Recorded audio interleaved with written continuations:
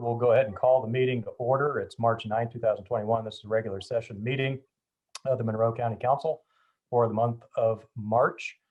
And we will make sure just to do a roll call here that we have a quorum present, although visibly we can see it. When I call your name, please indicate by voice that you are here present with us tonight. Mr. Deckard. Here. Ms. Hawk.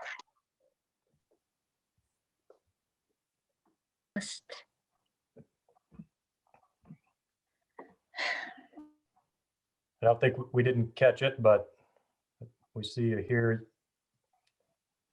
Okay. Mr. Iverson. Here. Mr. McKim.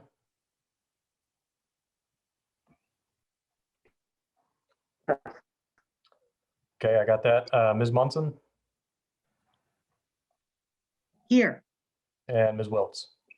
Here. All right, we're all present and accounted for. We've got a quorum. We'll move on to our next item on the agenda. That's the Pledge of Allegiance. If everyone can stand, we'll say the Pledge of Allegiance. Pledge allegiance To the flag of the United States of America and to the republic for which it stands, one nation, under under God, And indivisible, with with liberty liberty and and justice for for all. indivisible. All right, thank you all. And now we will move on to our next item, number 3, which is public comment for items not on the agenda. Do we have any members of the public here who would like to make public comment? If so, please raise your hand at this time. It does not appear that we have anyone on the Zoom meeting who wants to make public comment. We'll check one more time. Does anybody want to make public comment on items not on the agenda? Okay, seeing none, we'll move on to the next item, and that will be the adoption of our agenda tonight. Does anyone have any changes, modifications, or edits to our agenda? Okay, if there are none and there are no objections, we will adopt the agenda as presented and move on to item 5, which is our department updates. Do we have any departments who'd like to make an update this evening to the council? Looks like we have some folks here. I believe Julie Thomas does. All right, Commissioner Thomas, welcome. And it looks like Ms. Thomas may have a presentation for us as well, I believe. Ew, it's very short. You're going to be impressed. We just wanted to provide you with an update on the CARES funding. Great. And where it's at, and just to make sure that everything is good, and you won't know where we're going with this. This is the 2021 allocation that was made. And we'll start with our emergency services housing. 200,000 of this is earmarked for Township Assistance Fund if it's needed. We did make one small deduction for the winter shelter. We have 250,000 still sitting in food and shelter. We have not utilized any of that. Here's where we're starting to see some incremental uses, and our balance is still very healthy. So both supplies and contractual expenses are included here, and this again is just 2021 dollars that are spent. And here we have our businesses, social service taxing unit grants, and so far our grants have amounted to over $200,000 just this year. So we have moved to a mid-month review now at this point. We're doing that so that we can take a look at the requests as a group instead of weekly. So we'll be looking at that tomorrow during our work session, and then we'll be voting on the 17th at our regular meeting, just in case you want to tune in. The balance is still looking good, but we are concerned because we know we've had some more requests come in the last week or so.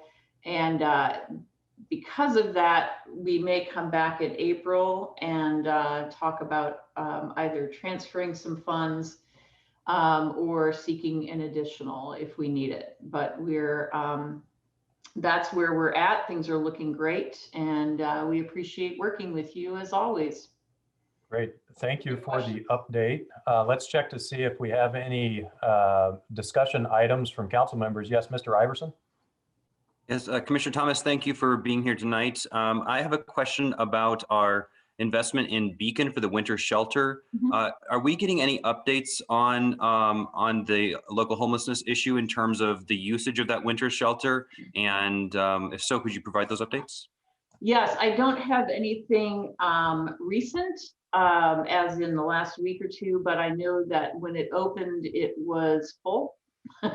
And then other shelters had a decline. So I think it's difficult to track because people will use one or the other and move about. And so it's not necessarily, everybody's going to go to one place and stay there. I know that it was being used heavily. I don't have census numbers, and I would imagine that we'd want census numbers from everyone.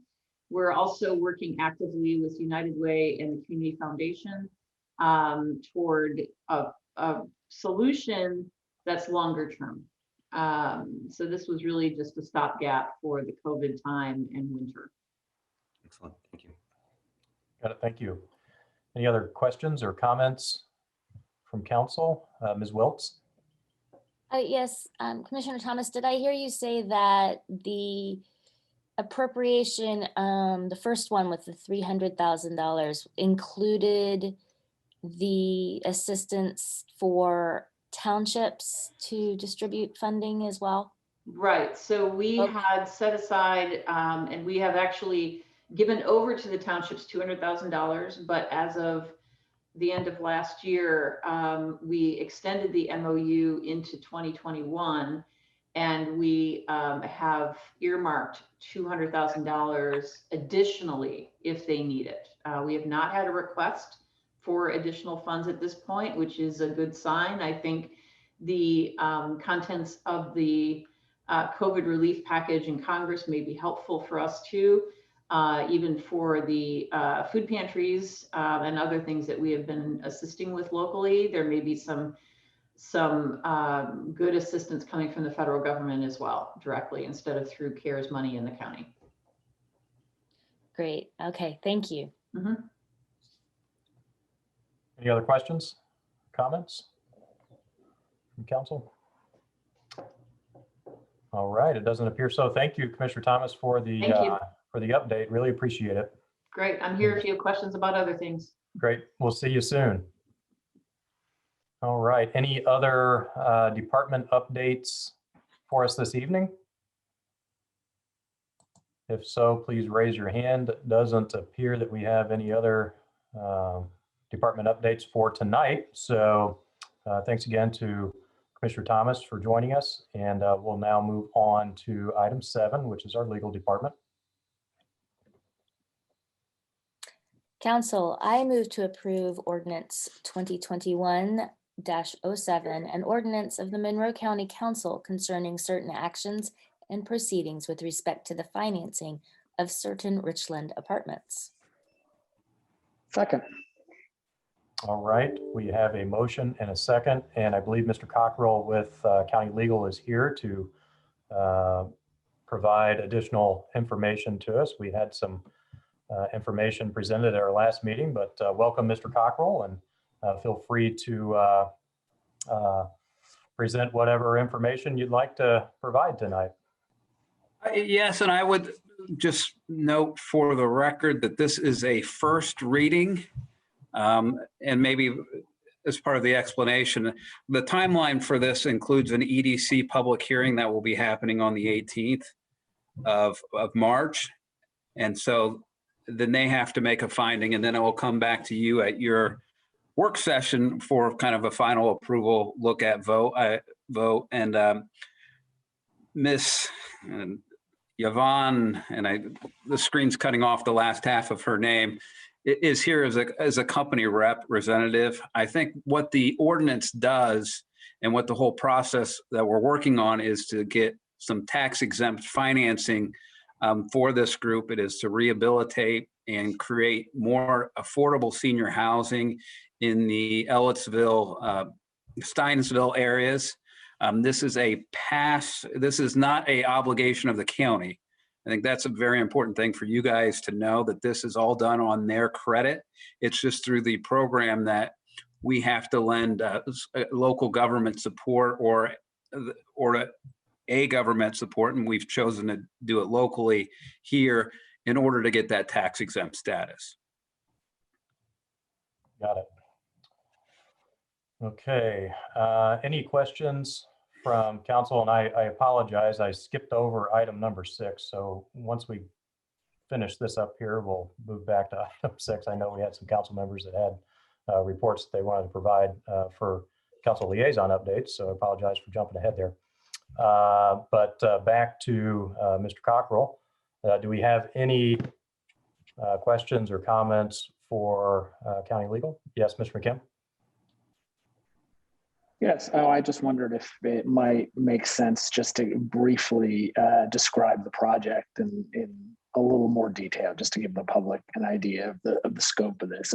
We've done these pass-through private activity bonds. I've done it with the city and the Economic Development Commission. It's quite straightforward and no risk to the county. So we definitely want to support it. But I think let's hear a little bit about the project. Sure. Well, good afternoon, council and city staff and county staff. I'm Yvonne Delgadillo with Allied Argenta. We've been working with the Richland Senior Citizens Housing Board of Directors to develop this program, a project which consists of rehabilitating 111 affordable housing units, existing affordable housing units in the towns of Ellettsville and Steinsville, and also developing an additional 50 units of affordable housing for seniors 62 and over in Ellettsville. So in total, this project will provide 161 units for seniors in the area throughout Monroe County. The majority of all of the existing 111 units currently have a subsidy directly through HUD or through the Bloomington Housing Authority. And of the 50 new units, 12 of the units will also have a subsidy through the Bloomington Housing Authority. So we do thank you all again for your support and in moving these type of projects forward. It's definitely adding a lot of value to the community and much needed affordable housing, especially for such a vulnerable population. And Richland has been, we constantly have to turn away people and have a long waiting list, because this is these are properties where a lot of seniors want to live in, but unfortunately we don't have enough housing. So this particular project will add an additional 50 units to the community. Excellent. Thank you, Ms. Delgadillo, for the information there. Do we have any other questions or comments from council? Okay, I have none. We will check and see if there's any public comment. Do we have any public comment on this item?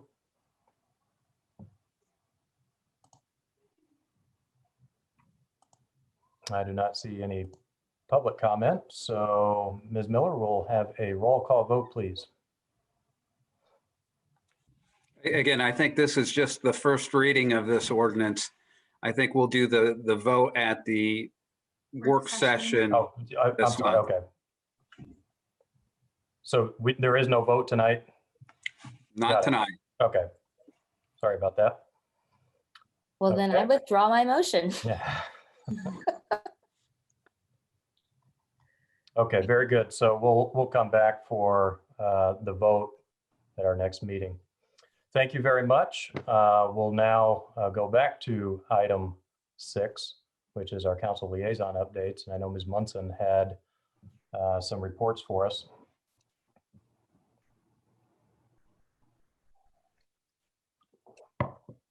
Getting there.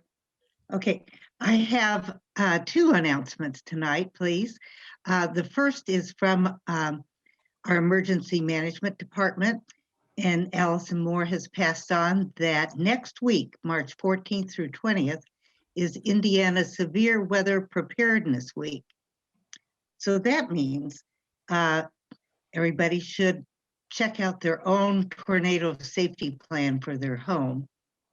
And everyone also can know about this in their workplace, where to take shelter if there is a tornado warning.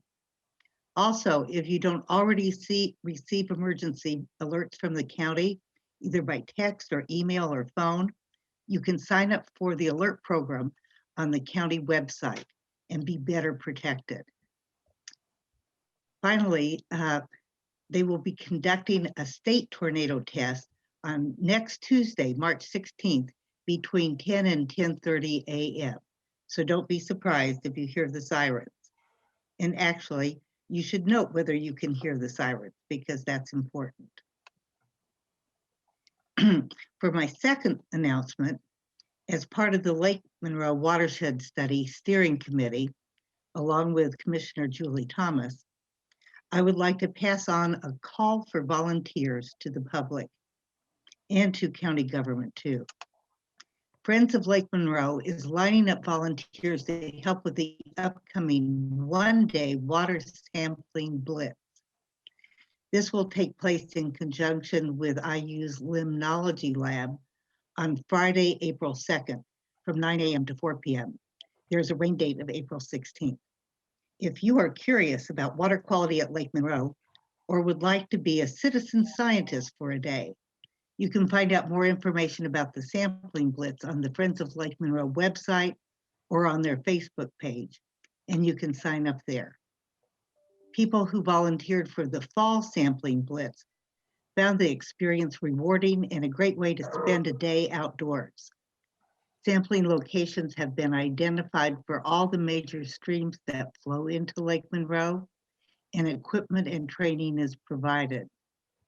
My husband and I have already signed up to be sampling blitz volunteers, and I hope others will consider this. That's all. Thank you. Great, thank you, Ms. Munson. Do we have any other? Yes, Mr. Iverson, looks like you have your hand up. Yeah, I think it's important to take a moment to pause to recognize that our county, Monroe County, Indiana, is blue.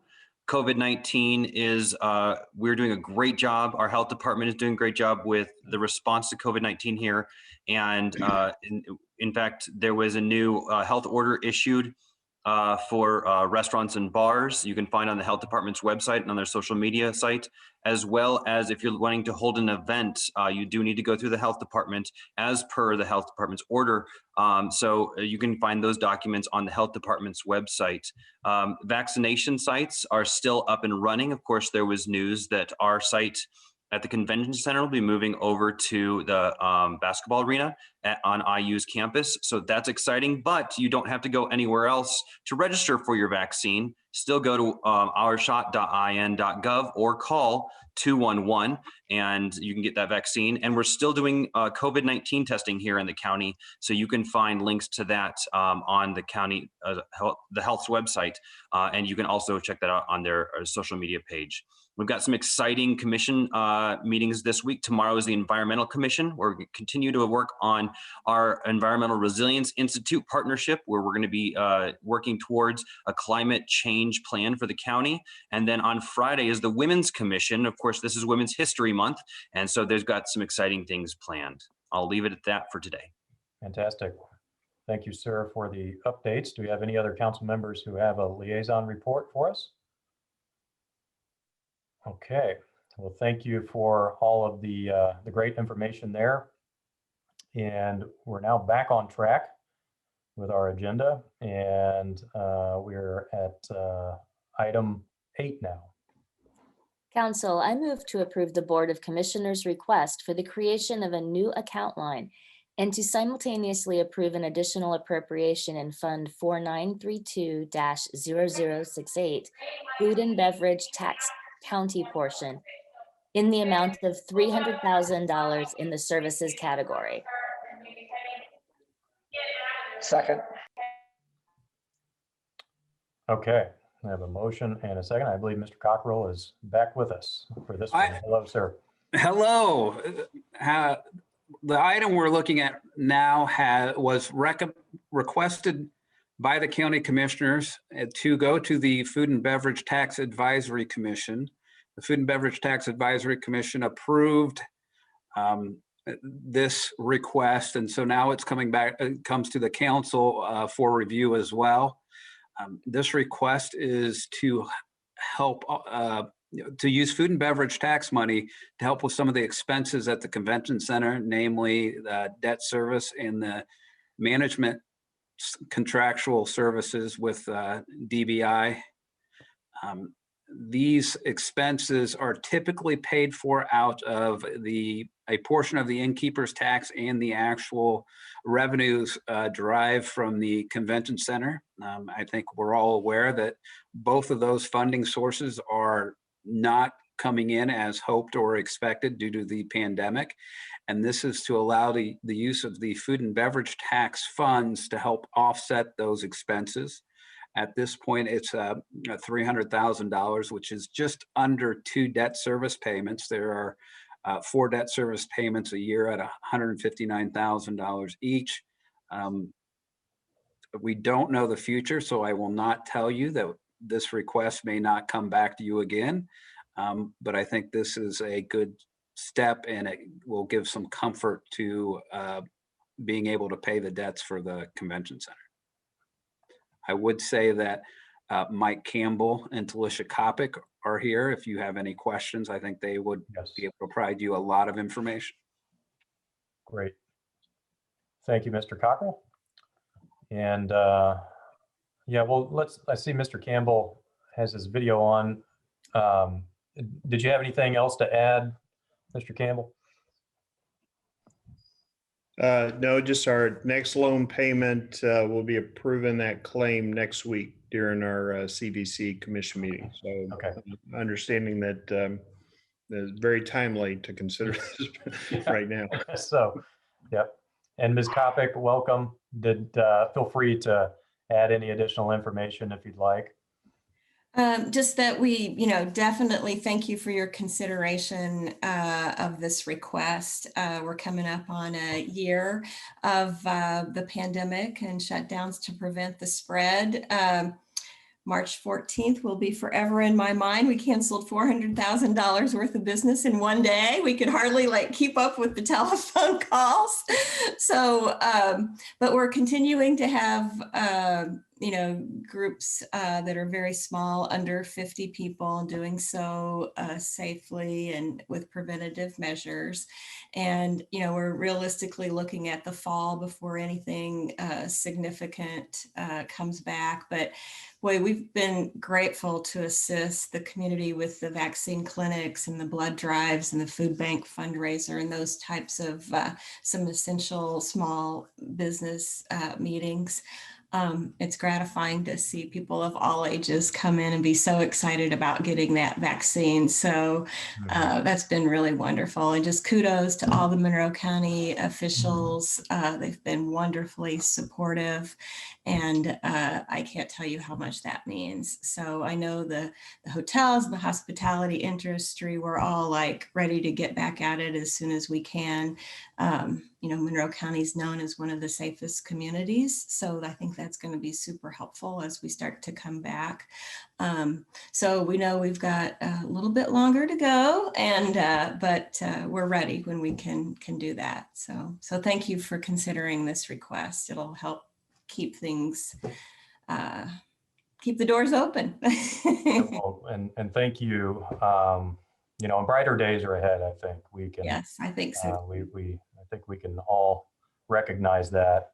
But thank you so much for to the convention center and to all the staff there for their partnership as we, you know, work to crush the virus here locally. And all of the work that has been involved has been, you know, contributed to our success as a county and being able to, you know, have these good outcomes that we're seeing. So thank you all for that as well too.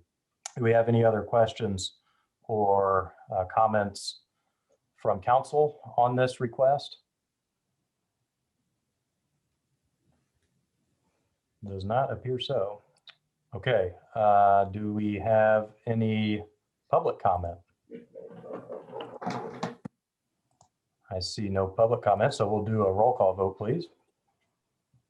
On the motion to approve a new account line and an additional appropriation in Fund 4932-0068, Councilor Iverson, Yes.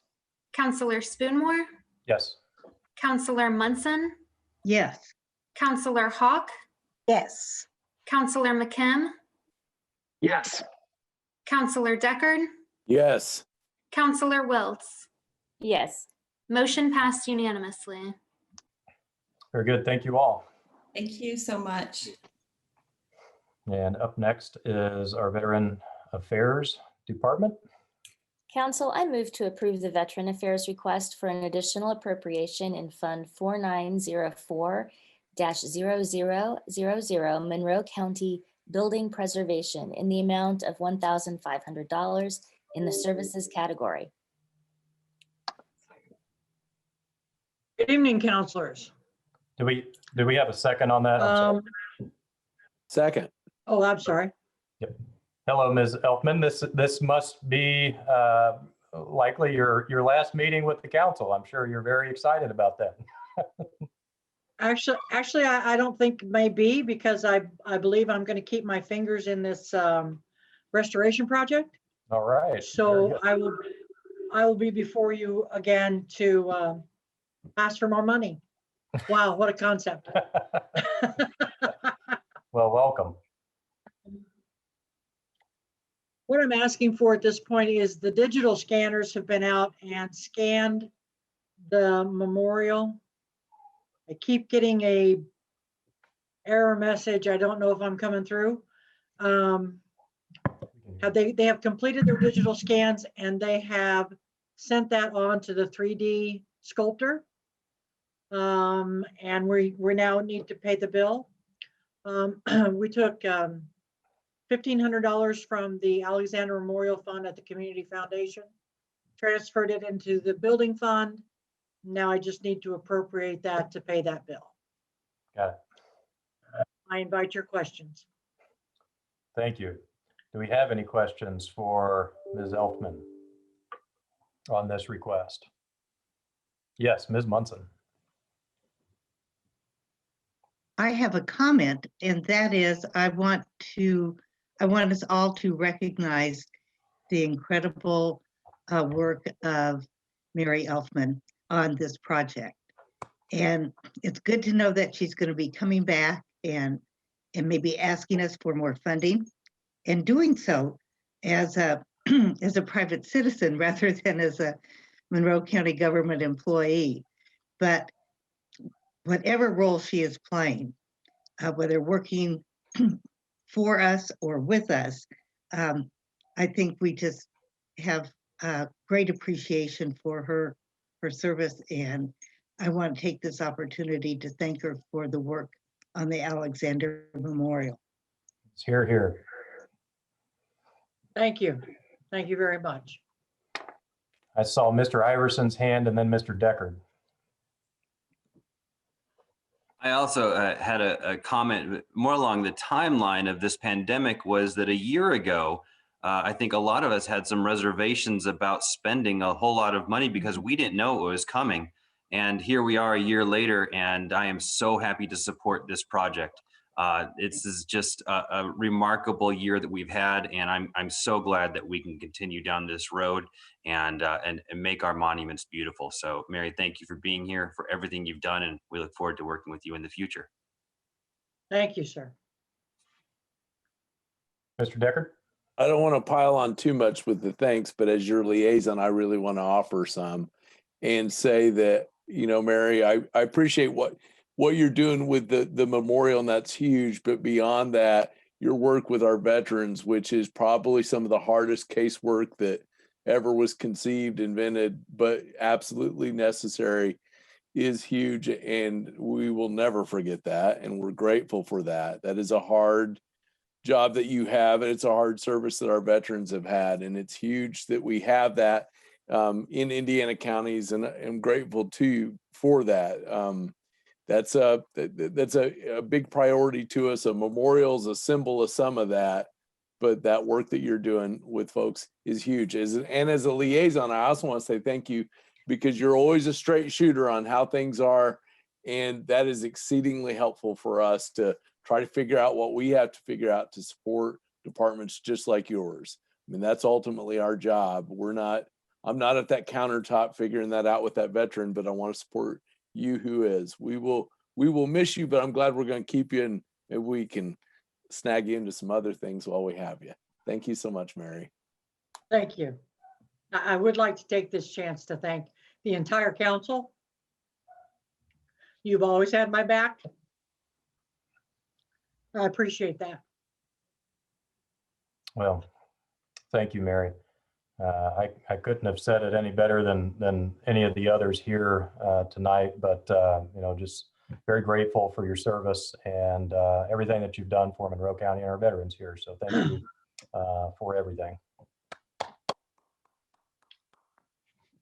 Any other questions or comments on the request? All right.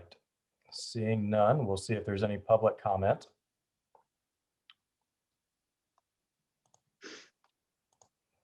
There appears to be no public comment, so we will have a roll call vote, please.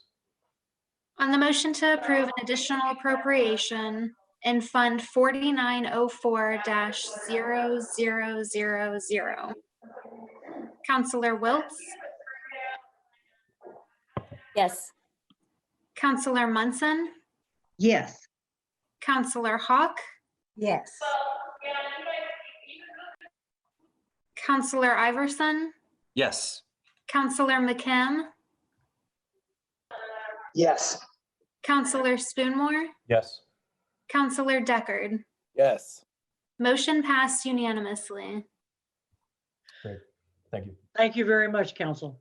Thank you. Have a great evening. All right. Up next is item 10. Council, I move to approve the court's request for an additional appropriation in Fund 1000-0225, General Fund Courts, in the amount of $10,000 in the personnel category. Second. All right. Welcome, Ms. Abraham. Hi there. Good evening. Okay, I'm here today to ask for an additional appropriation, the transcript line item. This is a line where it's either public defender who's been appointed, requests a transcript, or an indigent person who cannot afford one that's usually incarcerated, and we have to cover the cost of the transcript.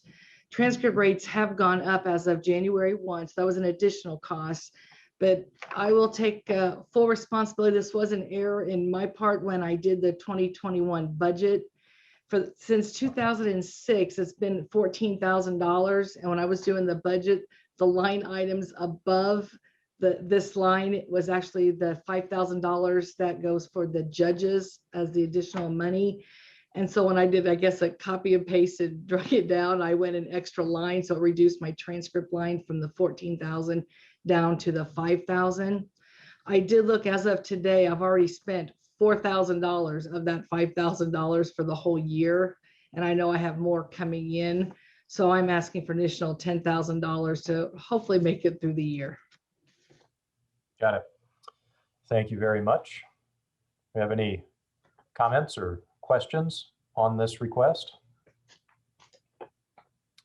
Ms. Hawk, yes? Yeah, since we're really at the beginning, almost the beginning of this year, are you considering transferring from one area to another? I don't know yet with it being, of course, it's close to the end of the year, I definitely will. I've been watching, even though I paid a lot in PDs and GALs, my budget has already got hit really hard. So I'm already going to probably doing lots of transfers.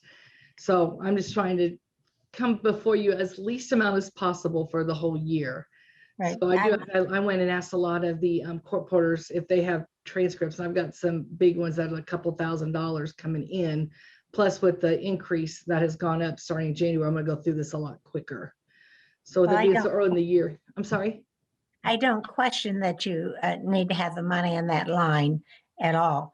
I just, generally speaking, back in the day, at the beginning of the year, we just had everybody transfer around and get through the first, several months without additionals.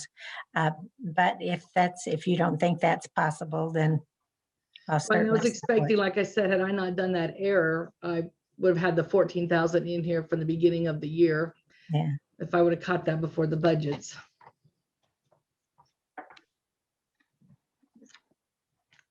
Okay, any other questions or comments? All right, we'll see if there's any public comment. I don't see any public comment. We'll have a roll call vote, please.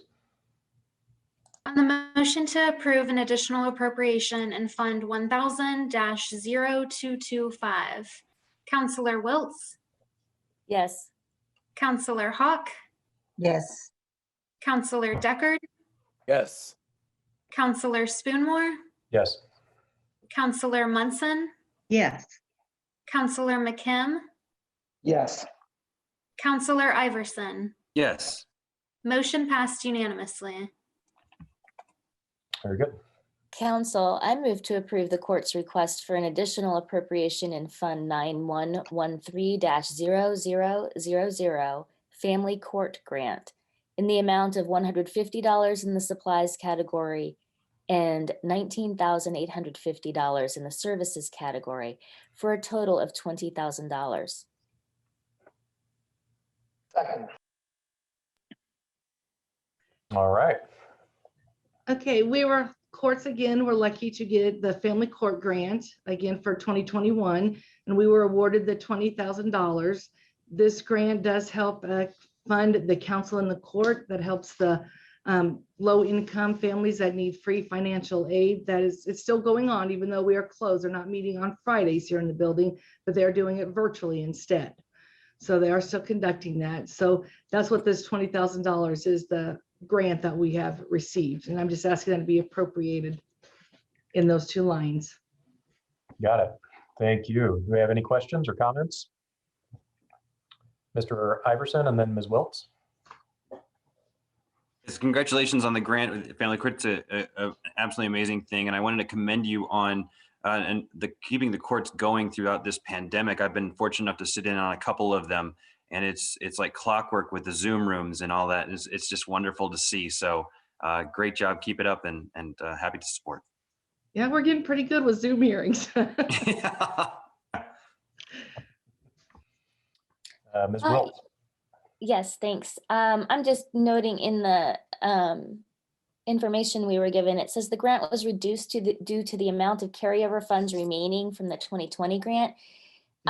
What is it normally?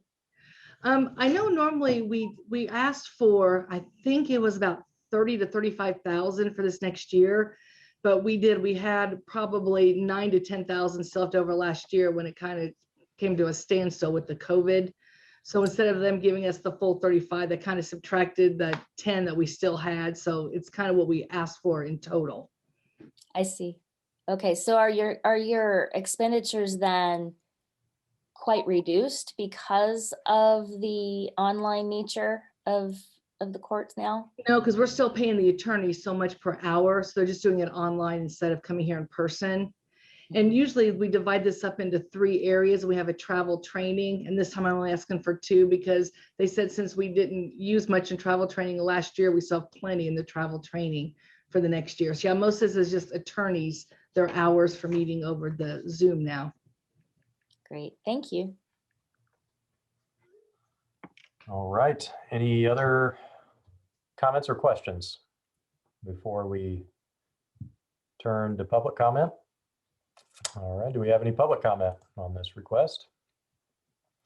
Seeing none, we'll have a roll call vote, please. On the motion to approve additional appropriations in Fund 9113-0000. Counselor Hawk, Yes. Counselor McKim, Yes. Counselor Spoonmore, Yes. Counselor Iverson, Yes. Counselor Wiltz, Yes. Counselor Munson, Yes. Counselor Deckard. Yes. Motion passed unanimously.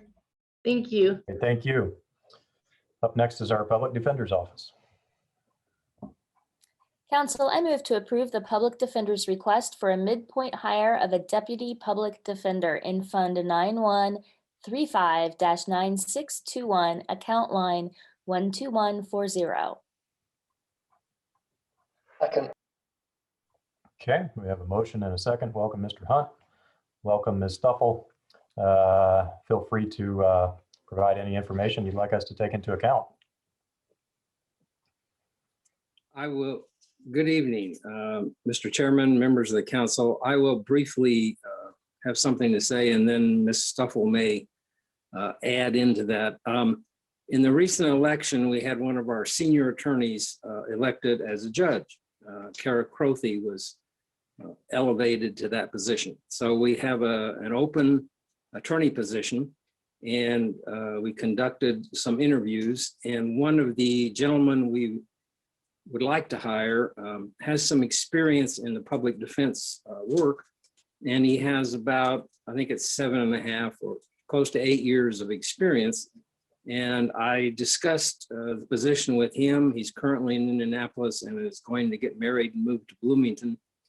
And I told him I would attempt to elevate that to a mid-level position. He was interested in that, and so that's why I'm asking the council to approve this. I don't know, Heather, whether you have anything else to say or not. You're doing fine, boss. If not, okay. I will entertain any questions if you have them. Okay, so my understanding is that this received the, or had been reviewed by our human resources staff and received the appropriate recommendation on that. And I just want to verify that with Ms. Shell. Is that correct?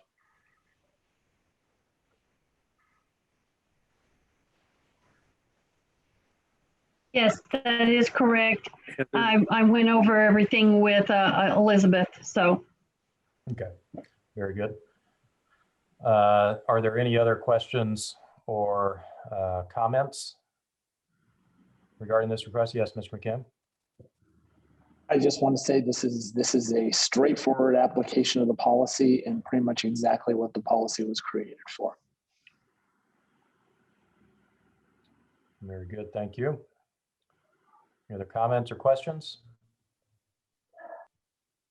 Okay, any public comment on this item? Seeing none, we'll do a roll call vote, please. On the motion to approve the midpoint hire for a Deputy Public Defender in Fund 9135-9621, Counselor Deckard? Yes. Counselor Wiltz? Yes. Counselor McKim? Yes. Counselor Munson? Yes. Counselor Hawk? Yes. Counselor Iverson? Yes. Counselor Spoonmore? Yes. Motion passed unanimously. All right. Council, I move to approve the Public Defender's request to amend the 2021 salary ordinance and amend account line 12140, Deputy Public Defender, 35 hours, EXE1 3-year level to midpoint level. Second. All right, Michelle, does everything look good there to you? Okay. Any questions or comments on this? I just want to say that We're doing this because that way we can track the individual in this certain line for the next 3 years. Got it. Thank you. Anything further from council? Is there any public comment? Do a roll call vote, please. Counselor McKim, Yes. Counselor Spoonmore, Yes. Counselor Munson, Yes. Counselor Hawk, Yes. Counselor Iverson, Yes. Counselor Deckard, Yes. Counselor Wiltz. Yes. Motion passed unanimously. Thank you. And up next will be our auditor's office. Guys, Thank you. Now, thank you all. Have a good evening. you too.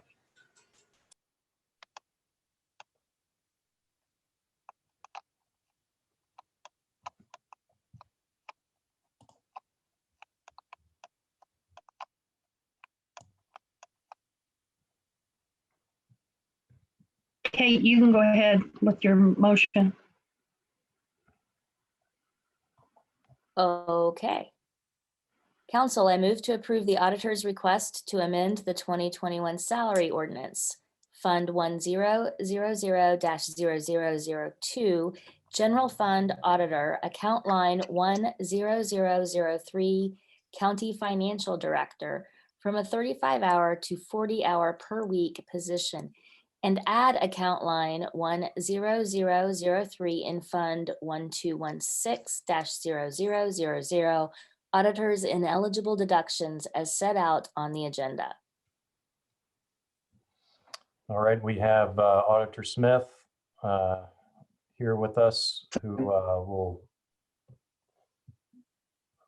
provide some information for us.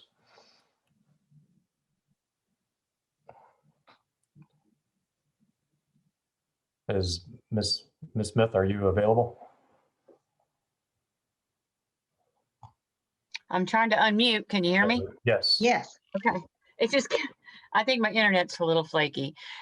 So basically what this is, I don't know if you can see me or anything, but anyway, hopefully my internet's working okay. So what this is our financial director, Bree. When we moved the Kim up to the county council office, we kind of moved around some monies in order to get Megan on full time so that you guys would have a budget director and a administrative assistant, right? And so anyway, so what, what we want to do is give parity between Kim's 40 hours and the administrative assistant's 40 hours. So that's what we're working towards. And Bree did not really want to work 40 hours.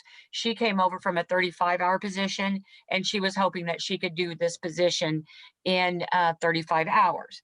Unfortunately, with COVID and GASB Gap, which has taken so many hours, and her being exempt, all she has done is work for free 20, 30 hours a week. And so what I have talked to my liaisons, both of them, and they both agreed that, yeah, you can't do that job in 35 hours. So I kind of took it upon myself to volunteer to pay for it out of the fund that my department has discretionary use of for the rest of this year, so that she won't keep working for free so much, so many extra hours. Actually, that kind of violates what that statute, what the labor law is on that. So we have some, I guess, legal issues as well as, ethical issues. The issue, the real bottom line issue is 2020 was a hard year. It didn't end in 2020, it bled over into 2021. So I was hoping the COVID stuff would pass, CARES and all that would pass. And then maybe with the second time through with GASB Gap, it would work out to be 35 hours, because she's extremely sharp individual. You guys know that she's pretty much amazing, actually. And so I was hoping that it would work out. However, when we went through the GASB Gap, the hours that they predicted it would take, the State Board of Accounts, it took like 5 times that many hours. And that's even with a contractor helping us. The issue with that actually is that it's the State Board of Accounts first time through too, and the component units, they needed a tremendous amount of help. And so we're finding out that if it was just our straight finances, we probably could do it in less time. However, we have to integrate them together based on the rules of GASB GAAP, and that brings smaller entities into our umbrella organization. And you can't expect them to have, you know, financial wizards working at the smaller venues that use GASB GAAP and understand it and that kind of thing. So it just makes more sense than, instead of hiring, you know, having more contractor hours, just to go ahead and pay Bree for the work she's already doing. And it took me some convincing, but I just don't think her or anyone could do this job in less than 40 hours a week. And I think 40 is even pushing it. So I'm sorry to be asking for this. I am willing to pay for it for this year, but I just, you know, thought it was the right thing to do. Okay, thank you. And I see a comment here from Ms. Rice, and maybe good just to get that out there for everyone for public consumption. Ms. Rice, could you explain the remark? I just want to explain that if an employee is exempt, they can work any number of hours over the 40-hour threshold that the Department of Labor sets, and there's not a legal issue. Now, I'm not saying that it's equitable necessarily. That's your call to make as a policy decision, but I just want to make sure that you understand that there is not a legal issue in terms of having an exempt employee work over 40 hours. That's the nature of an exempt employee, is that they're not entitled to overtime compensation. So I agree, but she's a 35-hour-a-week employee. Right. Yep. Same thing. The Department of Labor does not regulate between 35 and 40 hours. The Department of Labor only regulates over 40 hours. So again, the Department of Labor won't even look at matters really between 35 and 40 in terms of, you know, overtime or comp time. But I thought my conversation with you, Margie, last fall was, if it's regular and every single week, that's a different story. No, not if you're exempt. The exempt status means that by the nature of your job, it's a professional job, and you're not required to pay overtime compensation. And again, I'm not saying that has no bearing on sort of the question that's on the table about switching this to 40 hours. That's totally a policy call. I'm just addressing the legal issue, which is exempt employees. You know, I'm an exempt employee. I can work 60 hours a week and I'm not entitled to additional compensation because I'm an exempt employee. So I just want to clear that up. Yes. Okay. Thank you. That was my understanding as well. So I appreciate the explanation and the information there. Okay, so let's check with council now and see if there's any questions or discussion on this request. Ms. Hawk and then Ms. Munson. Do we know how many exempt employees we have now on 35 hours rather than 40? I do not. I don't know if Kim knows or if Elizabeth knows, but I don't. You probably could tell that from the salary ordinance. Yeah, we could. I think Scott McLaughlin was reduced down to 35 hours. And I can look that up and get that back to you. I beg your pardon? I can look that up real quick and get back to you in just a moment. It's just a matter of curiosity, because sometimes when you do one thing, that means in order to make everyone equal, you've got 10 other people that we need to do it for. That's not to say we shouldn't do it. It's just we need to recognize that. With the WIS study, could that potentially have any interaction with the number of hours that employees are working, 35 versus 40? Is there any? That is a fiscal issue set by the council. So WIS So that does not won't set be- hours, Yeah. but that, yeah, that's not, what they will look at is the FSLA, which is the exempt and non-exempt status. Got it. Okay.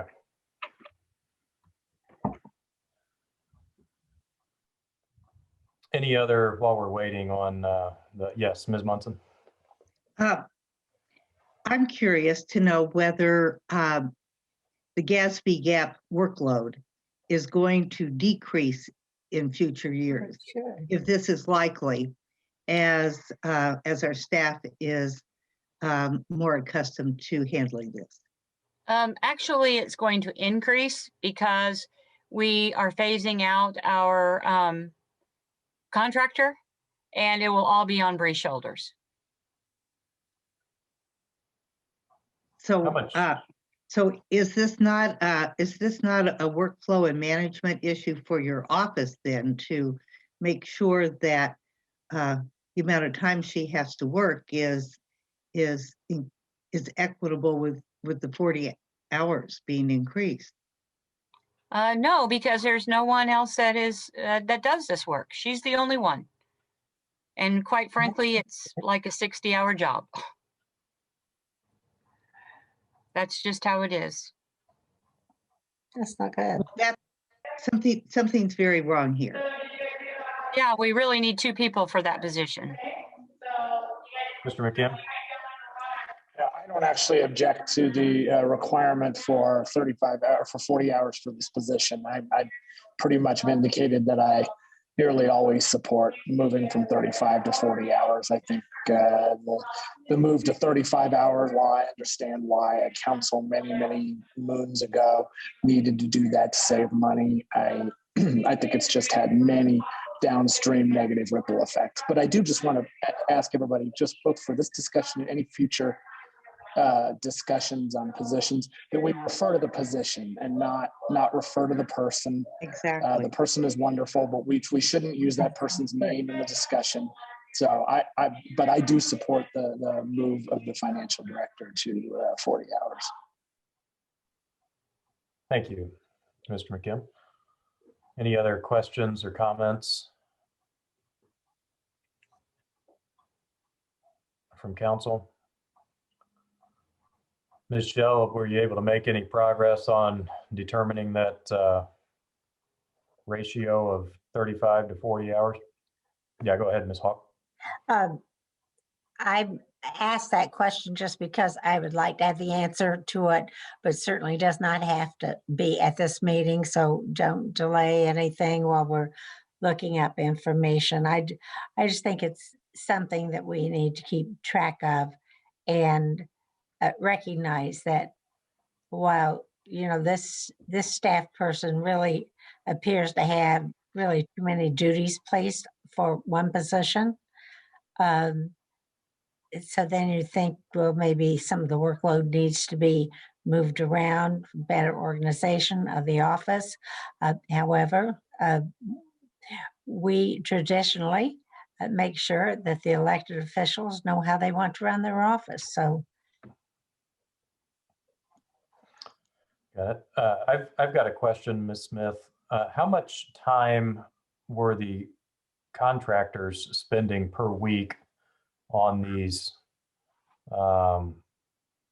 items with the GASB gap stuff? The contractors were spending as much as 80 hours a week. Well, I should say more than that, because there was 2 of them and they exceeded 40 hours a week. It took many hours. So all of that, so those 80 hours are going to now be put on the internal staff members' plate in addition to everything else.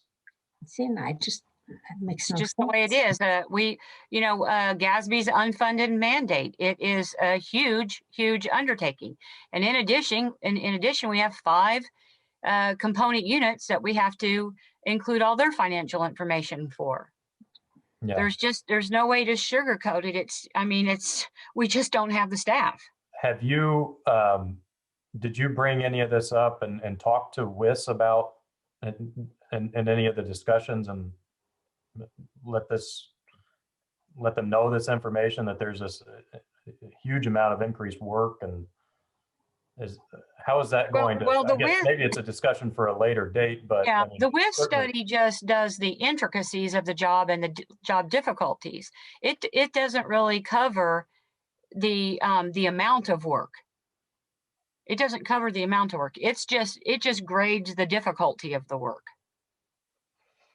I mean, this is not a mismanagement. It sounds like you guys are basically saying my department's mismanaged, but what it is I have a very tiny financial staff, and I don't think anyone's saying tons of that. new We're not saying that. requirements. Yeah, tons of new requirements. I mean, you know, obviously my staff hasn't grown. That we moved the budget director to your guys' department just to simply make it easier for you guys and for you to have direct communication, you know, without another elected official in between, which made sense to me. However, she's doing the same thing she was doing downstairs. If, you know, I mean, she's staying completely busy. So it's not like she had any extra capacity. There's just no other, you know, we have a person who does accounts payable. That's a one-person job. It used to be two people doing that job. We have a general ledger person, same amount of work. That's always been that's the grants added together with the finance. There's just nobody else to move any work to, in addition to all the additional work. So I just want to make a couple points. I think it would be a mischaracterization to say that the council is indicating that there's mismanagement going on. That's not the case at all. I don't think I've heard that. I'm not saying that. Okay. What I think I am hearing, though, is that there is real concern from council that one particular employee is now going to have a 120-hour work week. And so that's something, and that's a lot, and we want to keep and retain our high-performing employees, and we don't want them to get burned out. So I think let's talk about what the next steps might look like, so to avoid that, and we can work together as a team to come up with a solution. I think that's what I'm hearing, but I don't know, maybe others have a different idea about it. Ms. Shell? We have approximately 30 employees that are exempt 35-hour, but this does not include the attorneys in the public defender and prosecutor's office. Okay, thank you. So perhaps we should get together. I think the liaisons and the auditor can get together to talk about next steps. But, you know, this is good to have all this information. I was not aware of, you know, what was all kind of what had led up to all of this. And so I think it'll be good for us to kind of, you know, talk a little bit more about it. In the meantime, see if there's any further questions, comments from council before we take a vote on this request. Anything up, Mr. Deckard? Thank you very much. And I appreciate all this information the auditor's been sharing and the council questions. I think we're working through a very helpful discussion on this, to be real honest with you. I am going to support this, and I am always interested in where we've got hours for folks and where we also have realistic expectations on the work that they can get done. Some of my past experience has been observing folks that are in jobs where there's been work demands that exceed what is reasonably accomplishable, and watching the burnout that burns them out, burns the department out, and then they walk around like wraiths in their roles. And I think that the county's probably got a little bit of that. We got to be cognizant of that. I'd be interested in having a more protracted discussion sometime about where we have everybody's hours, what departments want to do with that, what elected officials want to do with that. But I always want to make sure somebody's getting what they should get for the job that they're doing and the job they're expected to do. But I also want to be mindful that we're not ever creating situations that become absolute disasters. And if contractors, et cetera, if that work gets dumped inwards and it gets problematic, I suspect we'll be revisiting this down the road. One question I'd have for the auditor, if I could, is just your observations. What are some frustrations with working with out-of-house contractors for a role like this versus functions being in-house, your folks, our folks, et cetera? Well, the contractor for the work that we're doing was all ex-State Board of Accounts auditors. So they did amazing work. Some of the matter of fact, the two men that run the company, it's a smaller company. They were both heads of the State Board of Accounts under different administrations, opposite party, one Democrat, one Republican governors. And so we had absolutely the best and the brightest. However, it was the first time through this year for everyone. And I don't think when the legislature adopted this, they had any idea the amount of hours it was going to take to pull this off. We were one of the absolute best counties. Our audit was amazing. For those of you who sat through it, we did work very, very hard. But of course, like I said, we took the high and smart road by hiring State Board of Accounts auditor company versus, out of state people. So even though we had the easiest time, it was still very, very, very difficult. And in addition to that, as the requirements was coming down, and they were telling us, well, you have to prepare this report. I mean, if you've seen the report, it's humongous, right? This is not something easy. This is very, very, very difficult, very high level accounting. But in addition to that, then we of course had the COVID disaster, and this position, the person who's in this position, they also were the ones that interacted with the state and with the FEMA and did a tremendous job. It's just unfortunate that the two perfect storms collided and created a superstorm, but that is the way it is. When we took this position to 35 hours, the person who, they were happy with. This is not something that I mean, it's just me knowing there's no way this job can be done in 40 hours. In fact, we really need a second person. And I hate to scare you with that, but I thought if I could pay for it this year, then that would give us a year to work with my liaisons to try to figure out what our next steps are going to be. Thank you. Did that answer your question, Trent? Yeah, I appreciate that. But I will say that the financial director position brought in a tremendous amount of money to this county last year through all the reimbursements. I mean, millions and millions and millions of dollars. And it took the extra capacity that we had anywhere in our department went to that project, and everyone contributed to very, very high level of not just ingenuity, but really having the heart of a servant to want to do it for the county, to get those reimbursements and to help the businesses.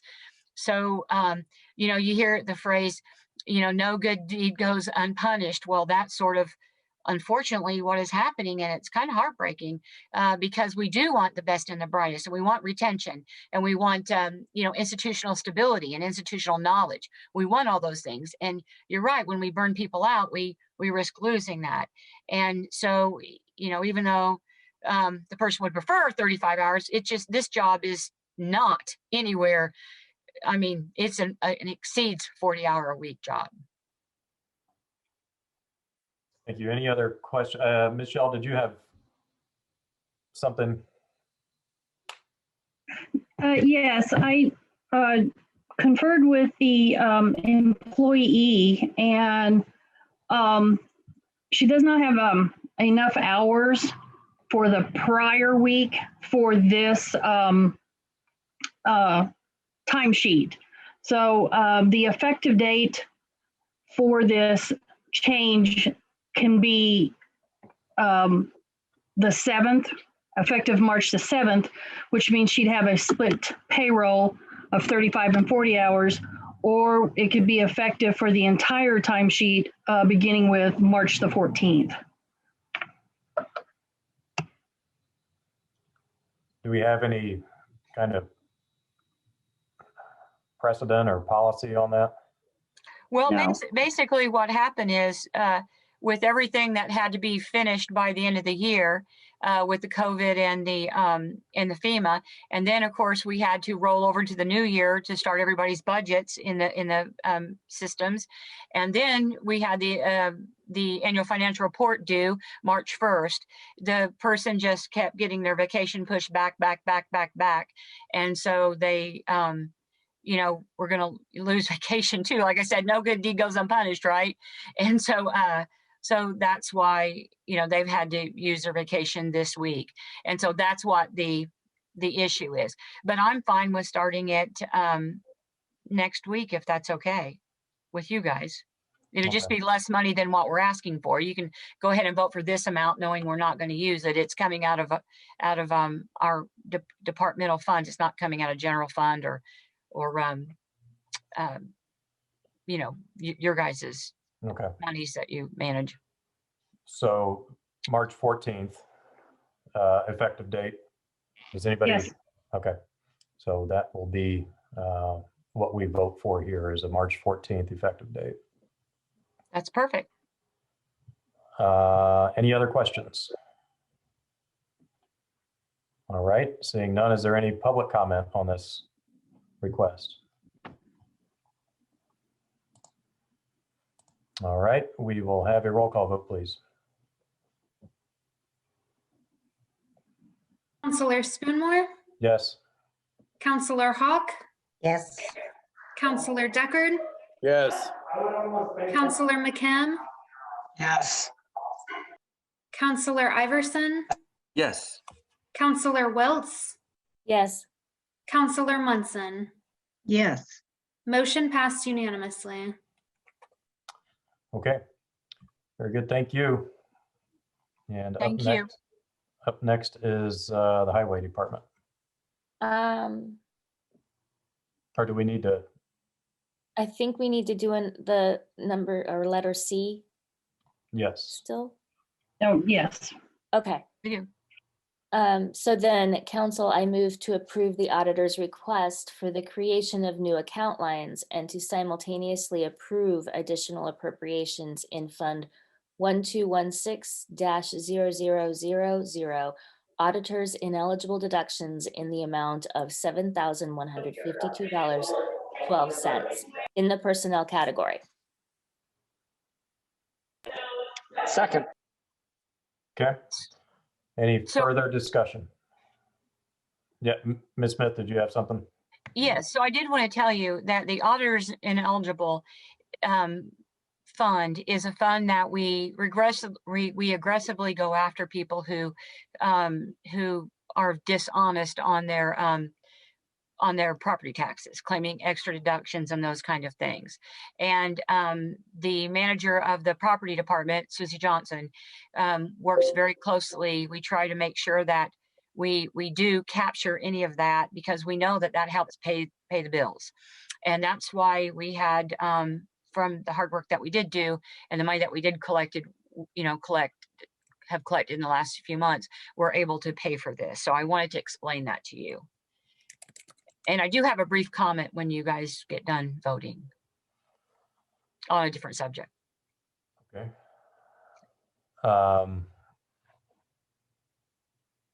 Any other questions or comments from council on this request? Any public comment? Okay, we'll have a roll call vote, please. Counselor Iverson, Yes. Counselor Munson, Yes. Counselor Deckard, Yes. Counselor Wiltz, Yes. Counselor Hawk, Yes. Counselor McKim, Yes. Counselor Spoonmore. Yes. Motion passed unanimously. Okay, Ms. Smith, if you had some Yes, brief. thank you, comment, everyone. Yes, thank you. I was going to talk during the departments, but I thought since I was going to talk anyway, this would be the easy time to share it. So when Mrs. Miller goes out on maternity leave, she anticipates being gone for 3 months, and that of course affects your guys' meetings and our services that we provide as the auditor's office to your office. So she and I sat down with her immediate supervisor, who is Chris Munch, the chief deputy in my department, and the administrative assistant for the commissioners, who does equivalent to what Mrs. Miller does, but for the commissioners during their track, there's some differences. And I'd asked Mrs. Miller to come up with a list of what are her statutory duties and what are her duties that are non-statutory. So what we're going to do is, obviously the majority of them are our statutory duties. We are dividing those up amongst the full-time people in our department, so that they can absorb those. So you'll have different help in different areas. Does that make sense? Chris Munch will do some things, and the administrative assistant will do some things, and Bree is going to do a couple things when it comes to the finance part. However, because there's a lot of stuff that Mrs. Miller does, you probably don't even realize that she's actually doing behind the scenes, working with Gateway, those kind of different things. But the things that are non-statutory, we're going to ask Kim Shell to help you guys with, or maybe you can work out with Margaret Hollers to cover those duties. So I just want to touch base with you and let you know that was a joint effort with Mrs. Miller and the rest of the staff in the auditor's office. And I don't know if she would like to say something regarding that, but I feel like we have a workable plan. Okay. Well, very good. Yes, thanks for the update there. And I may be in touch a little bit later to talk a little bit more about that too. But thank you for the update. I appreciate it. Well, we're all singing from the same sheet of music on this subject, so it's all documented thanks to Mrs. Miller. Excellent. Very good. Okay. Up next is our highway department. Council, I move to approve the Highway Department's request for the creation of new account lines and to simultaneously approve additional appropriations in Fund 1135-0000 Cumulative Bridge in the amount of $435,000 in the supplies category, $170,500 in the services category, and $60,000 in the capital category, for a total of $665,500.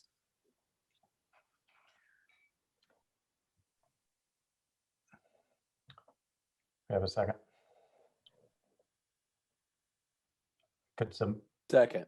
Okay. Hello, Ms. Ridge. Mr. McKim is our normal seconder, but he may be having some audio issues as well too, but he's out of town. I'm nervous. Yeah. No reason to be nervous there. Yeah, I said second. Sorry, I guess it just Sorry, must be audio issues. That's okay. Okay, so welcome. Thank you. Tell us all about this. So for the 30 plus years I've been there, we have treated Cume Bridge budget a little bit different than we've treated any of our other budgets. And I think the reason for that is 30 years ago, we didn't have the tracking program that we have today for our assets out there in the county, which includes our bridges. So we track every single project, every expense that we do through that program. So that's what we use to help set up an additional project. So I think this would make life a lot simpler. When we went to Lao, I remember one of the first statements that was made was, Lisa, you keep bringing back all these little projects and we're going to run out of numbers.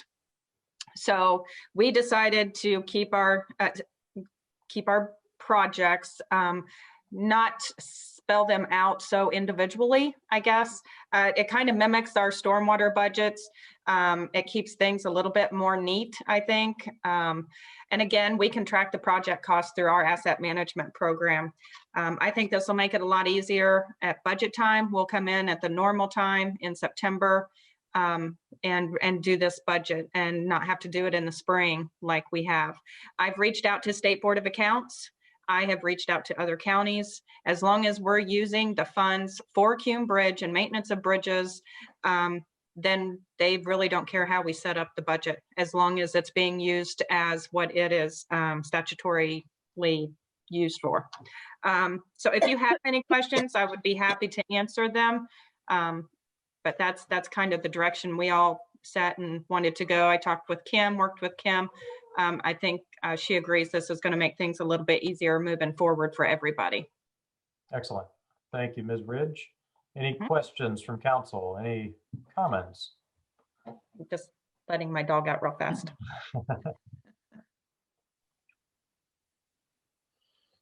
Doesn't look like we have anyone who has anything here, so we'll see if there's any public comment. Do not see any public comment. We'll have a roll call vote, please. Councillor Hawk, Yes. Councillor Munson, Yes. Councillor Iverson, Yes. Councillor McKim, Yes. Councillor Spoonmore, Yes. Councillor Deckard, Yes. Councillor Wiltz. Yes. Motion passed unanimously. Council, I move to approve the Highway Department's request for the creation of new account lines and to simultaneously approve additional appropriations in Fund 1176-0531 Motor Vehicle Highway Maintenance and Repair in the amount of $80,000 in the personnel category and $285,000 in the services category for a total of $365,000. All right. Motion and a second. Ms. Ridge. Hi. So the 80,000 is for additional overtime. And actually, we were asking for this before the February storms came in. I think we turned this additional in before that because we saw the direction that we were headed. We typically usually come in for an overtime additional each year. So that is what that's for. Do you want me to go through the other ones also? And Sure, explain yeah. those? The contractual, Okay. yep. Okay, so the contractual, this is a new line. Again, I worked with Kim on what we wanted to call this line. As you were aware, I-69 was built, and then there was about 12 miles of roadway that was transferred to county ownership after the interstate was built. So, in working with NDOT through this, they also had asked some of the bridges, the overpasses that go over I-69, they still belong to NDOT, even though we might have a county road on each side of it. Kinser Pike is a perfect example, sample road. So NDOT reached out and asked us if we would mind maintaining those bridges during this only snow, because we're going to have a truck cross that interstate, and some of those don't have interchanges for them to get to those routes. When we raised our concern with NDOT that we do not have brine system and that they pre-treat their bridges, they stepped up and gave us this $285,000 to build us a brine system.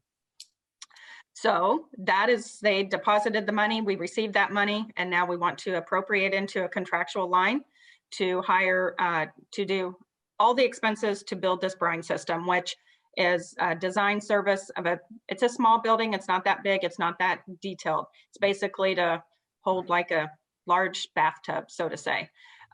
It'll hold the mechanics in that barn. It has to be insulated. And then that's where the brine will be mixed, which is basically salt and water. Then it will have outdoor storage tanks sitting next to the building that we will fill with the brine. It can sit there all year. It doesn't go bad. And then we will equip 2 trucks to haul that brine. We will use it to pre-treat those bridges, I believe there were 6 of them that we committed to, but also we will be able to brine other roads. Curry Pike, we plan on doing more of our minor arterial roads, and Old 37 South, Business 37 North, do the ones that have the high traffic counts, and we'll pre-treat those with the brine also. So this is how we start with the brine system, and then we hope to grow that system as we move forward. But we wouldn't have been able really to do this without NDOT allocating those funds to us. Great, thank you. Any discussion among council? Yes, Ms. Hawk? Yes, Ms. Ridge, will that require special vehicles to transport the brine? So that's what we will look at our existing fleet, and depending on what it costs to build this system, we will have to accommodate a couple of trucks, which is basically putting tanks in their trucks, and maybe but yes, we will. You have to kind of change over a couple of your vehicles to be able to haul that brine. Ms. Wiltz, did you have a question? Yes, actually, just building on Councilor Hawk's question. So that effectively makes those trucks only brine. Well, the tanks come in and out from what I understand. So I'm not sure how hard it is to take the tanks in and out, but we do, with the commissioners' help through their bonds over the last 2 years, we do have 9 new dump trucks in our fleet. So we'll just look at what we have as old ones that maybe we were going to maybe surplus. And if those are in good enough shape to be able to use as a brine truck, we'll have to work out those details. But since the funds were allocated to us to build a brine system, that's our first step to build it. And we will put it to use, even if it's one truck. But this is something that is a great opportunity for us. We started pre-treating a little bit more in the last 2 years. We think it's helped. To me, we've received less complaints, maybe not when we got the foot of snow. I was dispatcher for 2 days out there, and we didn't get a lot of compliments during a foot of snow, but I totally understand. But outside of that major storm, I think we've received a lot of compliments. We've received letters in the mail that people do notice that they see pre-treatment, and the brine will help with that. Especially on hills and curves also is our target besides the arterial roads. Okay. And brine is a more effective pre-treatment, essentially. It is. Okay. Yep. I had another question, if that's. Go ahead. The overtime, you mentioned that you had that kind of already on your radar before we had the winter storms. And I'm wondering, given that, do you feel that there's a need to look at the level of staffing? I mean, should we undertake some sort of review so that perhaps your overtime isn't quite so much, or you don't have to come back? Or, I mean, I'm just wondering what your feeling behind the number is. So it's a tough call. Basically, it depends. Last year we had the floods. And then we had the tornadoes before that. And this year we had a snowstorm. So you never know what you're going to get weather conditions wise. I think with the last storm, that pretty well depleted that overtime line. So I think we're going to be okay for a while with this additional. But again, it's all going to depend on storms and call outs. And we're working with the sheriff's department. We have a meeting, I believe, this Thursday to try and work out a good system with them and the dispatch center. Because sometimes we'll have to call a person in and there's a tree down, and 15 minutes later, we might get a call and say it was moved off the road. Well, we still have to pay that person to come in for 4 hours. So those kind of issues we're trying to resolve, and the dispatch, Amy and Russell Brummett, they're more than willing to, let's get a plan to where we're not having to use those overtime funds since we deplete them so fast. So to try and fix some of those issues. Again, it's just hard to say on the overtime because you don't know what's going to entail it. We try and hold down the overtime in the summer when we're paving. That's why we go to 410s, because we can get more done in the 10-hour days. Mm-hmm. And not have much, because by the time you get a whole paving crew out to a site and get everything set up and try and get the road paved, it's 3 o'clock in the afternoon. So that's why we go to the 410s, and they start really early in the morning, and get at it that way. And that tends to help with the summer overtime also. Mm-hmm. Mm-hmm. Okay, thank you. Mr. Iverson. Yeah, the brine system is interesting to me. My understanding is that the brine actually sits on the road for longer than like a rock salt would. So can you talk a little bit more about some of the environmental impacts that might have, especially in our unincorporated areas, which have beautiful natural resources, and then also some of the impacts that might have on cars as it kicks that up onto the underside? So the brine does soak into the pavement. To my knowledge, of course, I haven't seen it laid. I've seen it. I've seen the operation of it. It also is actually a lot better because we don't put down as much sand. Sand we have to sweep up. Sand goes into the inlets. Sand can cause motorcycles to slide when they hit a huge patch of sand.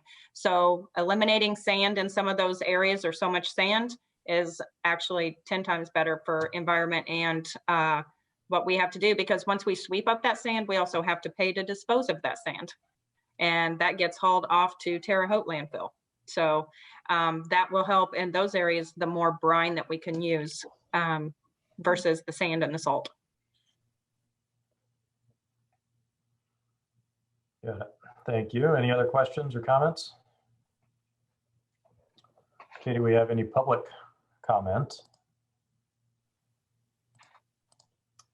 No public comment, so we'll take a roll call vote, please. Councillor Deckard, Yes. Councillor Iverson, Yes. Councillor Spoonmore, Yes. Councillor Munson, Yes. Councillor Hawk. She is not present. Councillor McKim, Yes. Councillor Wiltz. Yes. Motion passed majority 6-0. Thank you. And now on to item 13C. Council, I move to approve the Highway Department's request for additional appropriations in Fund 1176-0533 Motor Vehicle Highway General and Undistributed in the amount of $8,000 in the personnel category and $12,100 in the supplies category for a total of $20,100. Second. I'm sorry, that should be services category. Okay. Is that correct, Megan? Personnel and supplies. Yes, you're correct. It should be services instead of supplies category. Okay, so the changed amount is $8,000 in the personnel category and $12,100 in the services category for a total of $10,100. And that's a second. Okay. All good there. Hello again, Ms. Ridge. Hello. Again, this is overtime monies for, this is where our mechanics and master mechanics are paid out of for overtime. The other item on here is, and this was just basically an oversight of us doing our 2021 budget. We did not add enough funds to our software line. I was under my impression that we had already paid for our new charts program, which is called County Highway Annual Report Tracking System. We started using that when the state mandated us to go to the 50-50 with our MVH and what activities can be used for the restricted funds and what cannot be. So this is how we track that. Makes it our annual report a little bit easier on our financial manager. So that was a large sum of the software funding. And then we also had some other diagnostic software in there for our mechanics that we had overlooked. Got it. Thank you. Any questions, discussion among council? Yes, Mr. Deckard. Thank you very much. Ms. Ridge, I just had a question on this Doppler program. Is this just you enter in, we're getting a X amount, storm, whatever, everybody do this or that, and out it sends and it alerts everyone? Is that how it works? So our Doppler, so the way it works right now is we have 2 assistant superintendents that rotate their call out, I guess being on call for the dispatcher. They rotate that out every 2 weeks. Then we have our garage is a union facility, and throughout the year, some of them signed to be on a separate call out list. It's equipment operators and truck drivers. We have to go through and physically call each one of those phone numbers to find out if that person is available to work. That takes a lot of time. It slows our response time down of getting someone to the location to take care of that hazard, whether it be a tree in a road, a slick spot, anything like that. So what this Doppler system is, we set up every employee into that. It's an automated calling system. So we'll either choose, we need a truck driver and an equipment operator, and then they will dial that person. We'll set it up to where they'll dial them twice. It'll record whether or not they answered or if they turned it down. The Doppler moves on to the next system. If it calls, it's a snowstorm coming in, we have the mechanism that we'll press a button and that automation will call every single one of those employees. So instead of having 2 people sit by a phone dialing those numbers, and when we call in 40 men, you can imagine that takes 45 minutes to call them all, which is response time down from our assistants, getting to the garage, getting equipment started.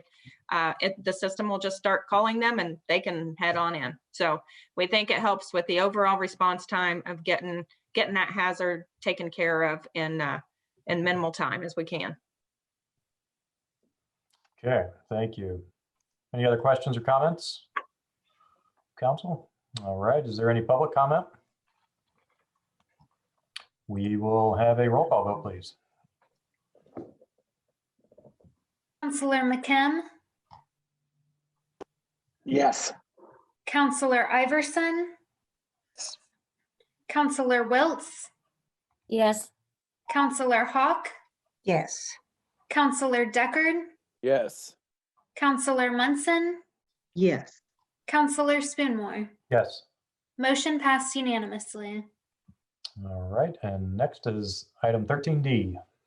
Council, I move to approve the Highway Department's request for a category transfer in Fund 1176-0533 Motor Vehicle Highway General and Undistributed in the amount of $284,000 from the capital category to the supplies category.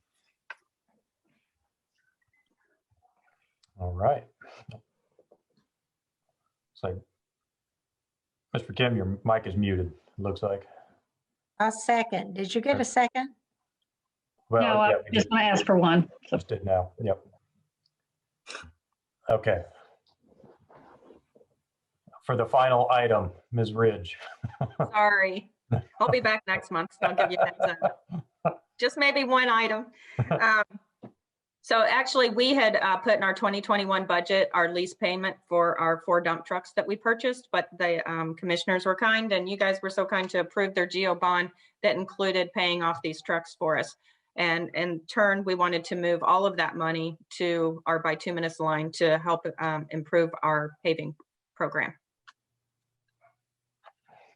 Got it. Thank you. Ms. Hawk, did you have a comment that you were wanting to make there? I was just saying that's wonderful.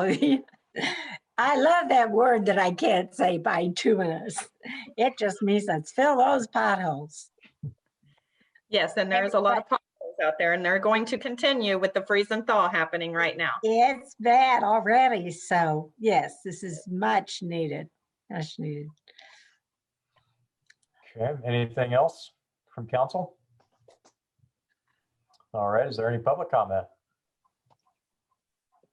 Seeing none, we'll have a roll call vote, please. Councillor Munson, Yes. Councillor Deckard, Yes. Councillor Iverson, Yes. Councillor Spoonmore, Yes. Councillor Hawk, Yes. Councillor Wiltz, Yes. Councillor McKim.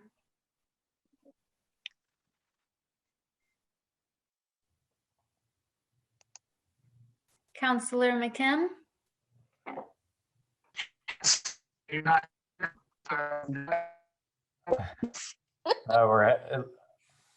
sure how to interpret that. I don't know if that was a yes or a no, but I'm sure it was a yes. I don't want to speak for him though. So we'll just mark him not. Yeah, we'll mark him as not present for that vote. I know he's attempting to say something there, but we're just not able to hear you, Mr. McKim. Okay, so we'll move on to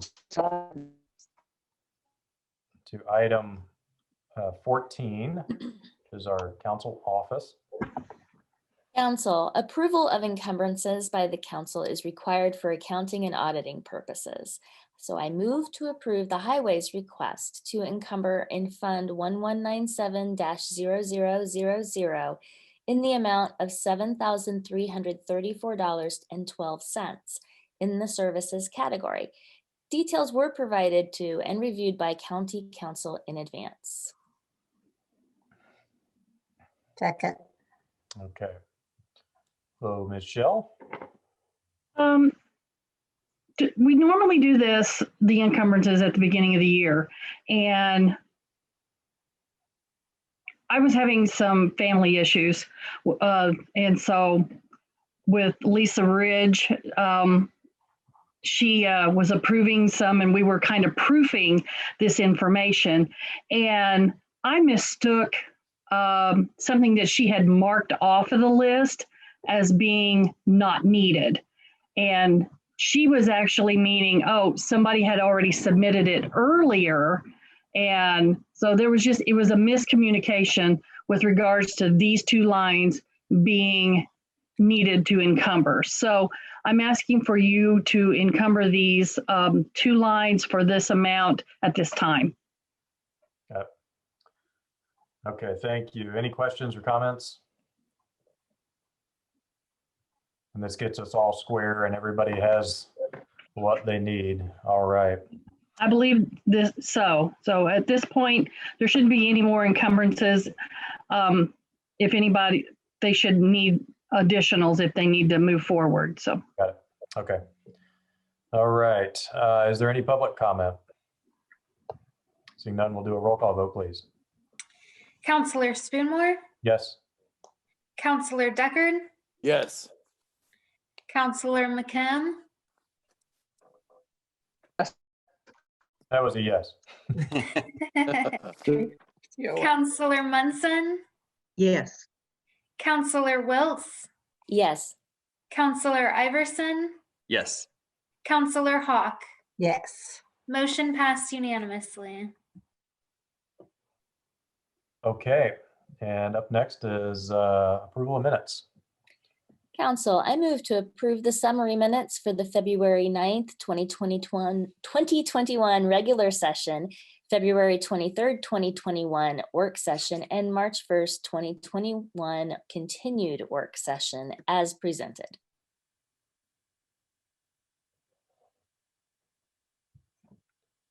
We'll need a second. Second. Okay. We got a motion and a second for the approval of minutes. We'll check with council, see if there's any edits, changes, modifications that need to be made. All right, seeing none, is there any public comment on the motion to approve minutes? None. We'll have a roll call vote, please. Counselor Wiltz, Yes. Counselor Iverson, Counselor Munson, Yes. Counselor Spoonmore, Yes. Counselor McKim, Yes. Counselor Deckard, Yes. Counselor Hawk. Yes. Motion passed unanimously. Okay. And up next is boards and commission citizen appointments. So just wanted to make the council aware, we're not going to have a vote here on this tonight, but just so you all are aware that we did receive a resignation from Mr. William Hosea from the Board of Zoning Appeals. So we'll have a vacancy that we need to fill with that. We also have a vacancy on the Environmental Commission, although I'm hopeful we'll have some folks to consider for that here at the next work session meeting. So we may be having some good updates on those here coming up soon, some nominees. But just wanted to make you all aware of that, and so that it's reflected in the minutes. Any questions or comments on that? Okay. And next is our council comments portion of the meeting. Do we have any council members who'd like to make some closing remarks here before we adjourn? So Mr. Iverson, Ms. Wilt, and Mr. Deckard. Some tentative hands there. So it is Women's History Month, and I want to steal some thunder from Council Member Munson and promote the Monroe County History Center. They have a lot of books for sale at their store over the museum store on Dunn, and so stop by and pick up some of those great books. I tweeted out their tweets, so follow them on Twitter. It looks like some really interesting things, including the history of the women's suffrage movement here in Indiana and other famous women. So stop on over to the Monroe County History Center and pick up a book or two. Very good. Thank you, Mr. Iverson. Ms. Waltz? Yes, I'm not sure this is appropriate for comments, but I'm saying it anyway. I would very much like to see the accessibility ADA compliance statement for our meetings printed on our agenda and on our meeting announcements. And so I just wanted to bring that up kind of publicly, just to kind of get it written that perhaps maybe we consider doing that. Just anywhere we can advertise the opportunity for accommodations or services, I think we should try to make sure that's as easily findable as possible. Yeah, very good. Thanks for the suggestion. Mr. Deckard. Thank you very much. I want to first just say thank you to William Hosea for serving on the BZA, and also thank you for his very thoughtful departure as he goes on to do some other things. For those of us that know William, extraordinary community member, and we really appreciate his service to the county as well as to the city and to the community in general. The second thing I want to say is there's been a lot of news about changing election law around the nation in different states and jurisdictions. And while our General Assembly is still in session and we don't know what election laws might change, I will say as a member of this community, as a former co-director of the state election division, that it is a healthy thing for every community member to be thinking about their voter registration, and particularly in years where there is no election going on. This is the best time to actually think about that. There are no purging or purges going on in Monroe County, but that said, there's a lot of moving parts and entities, and it's always helpful to check your registration. You can do that. You can also look up who your office holders are. Maybe you want to reach out to one of us. You can also look at your precinct. All this will change due to redistricting and the taking of the census results coming in. To check all that out, go to indianavoters.com, look it up. If you find a mistake, you can re-register, etc. Now is the time to think about that. And while we have these discussions and things changing, it is healthy to be checking that maybe once a quarter, once every 6 months. It's not the worst thing you could do in a country that needs you to stay active. Thank you. Thank you, Mr. Deckard. Any further comments from council members? If not, we will stand adjourned and see everybody at the March 23rd work session. Take care and see you all soon.